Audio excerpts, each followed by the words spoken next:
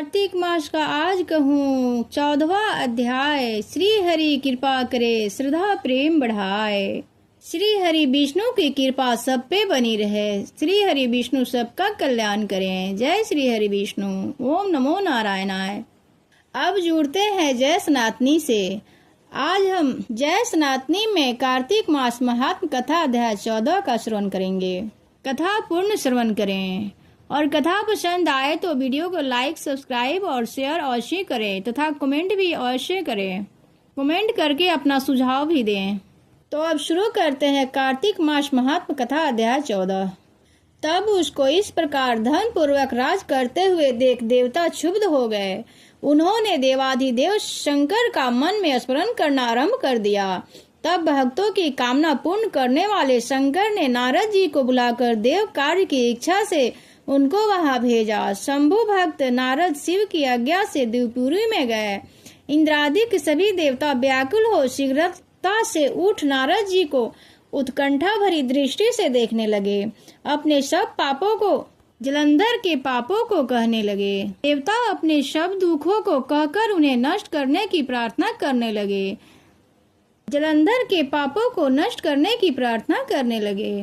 तब नारद जी ने कहा, मैं सब कुछ जानता हूँ, इसलिए अब मैं दैत्यराज जलंधर के पास जा रहा हूँ। ऐसा कहकर नारद जी देवताओं को आश्वासित कर जलंधर की सभा में आए। जलंधर ने नारद जी के चरणों की पूजा कर हंसते हुए कहा, हे ब्राह्मण, कहिए आप कहाँ से आ रहे हैं?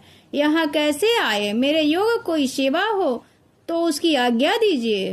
नारद जी प्रसन्न होकर बोले, हे महाबुद्धिमान जलंधर, तुम धन्य हो। मैं स्वेच्छा से कैलाश पर्वत पर गया था। वहाँ 10,000 योजनाओं के कल्प वृक्ष वन है। वहाँ मैंने सैकड़ों कामधेनुओं को विचरते हुए देखा। तब यह भी देखा कि वह चिंतामणि से प्रकाशित परम दिव्य अद्भुत और सब कुछ सर्व स्वर्णमय है। मैंने वहां पार्वती के साथ स्थिर शंकर जी को भी देखा, जो स्वर्ग सुंदर और गौर वर्ण त्रिनेत्र और मस्तक पर चंद्रमा धारण किए हुए हैं। उन्हें देखकर मुझे बड़ा आश्चर्य हुआ कि इनके सामने समृद्धिशाली त्रिलोकी में कोई है या नहीं। हे दैत्येंद्र, उसी समय मैंने तुम्हारी समृद्धि का स्मरण हो आया और उसे देखने की इच्छा से ही मैं तुम्हारे पास चला आया हूँ। यह सुनकर जलंधर को बड़ा हर्ष हुआ। उसने नारद जी को अपनी सब समृद्धि दिखला दी।